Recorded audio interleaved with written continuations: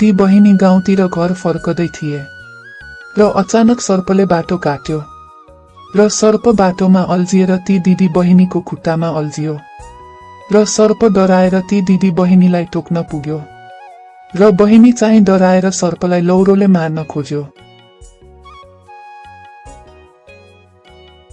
Hot hot hot दिदी तलाई टोक्छ, मारुन् यसलाई, लौरोले मारुन्। नमार, त्यो अबोध सर्पलाई नमार, बिचरा ऊ बोल्न सक्दैन। हामीलाई माफ गरिदिनुस्, तपाईँ यतै बस्नुस्, बरु म तपाईँलाई दुध दिएर आउँछु अनि तपाईँ पिउनुहोला।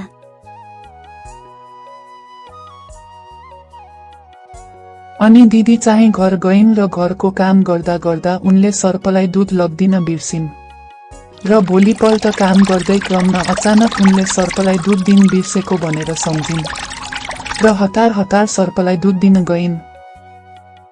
ए तिमी यही छौ, मलाई माफ गर्नुस् मेरो भाइ, मैले त काम घरको कामले बिर्सदै बिर्सेछु।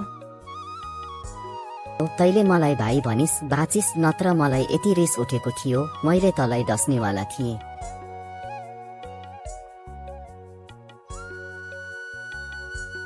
सर्प म तपाईलाई भाइ भाइ मान्न सक्छु।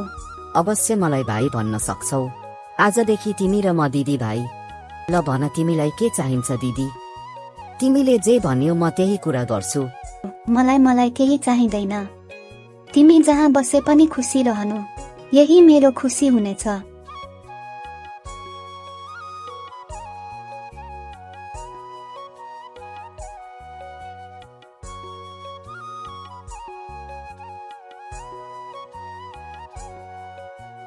यो बक्सा लिएर जाऊ, तिमीलाई जिन्दगीमा काम गर्न काम लाग्छ। मलाई यो चाहिँदैन, मैले यसको लागि तपाईलाई माया गरेको होइन, मेरो भाइ छैन त्यही भएर भाइ मानेको हो।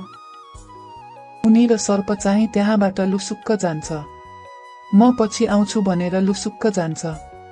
अब नेक्स्ट पार्टमा हेरौं त्यो सम्पत्ति कसले लान्छ, बहिनी चाहिँले लान्छ अथवा सर्प फिर्ता आएर लिएर जान्छ,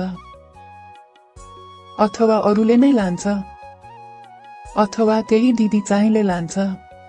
भन्न त पहिले दिदी चाहिँले भनिसकेको थिए मलाई यो सम्पत्ति केही चाहिँदैन भनेर, तैपनि के हुन्छ नेक्स्ट पार्टमा।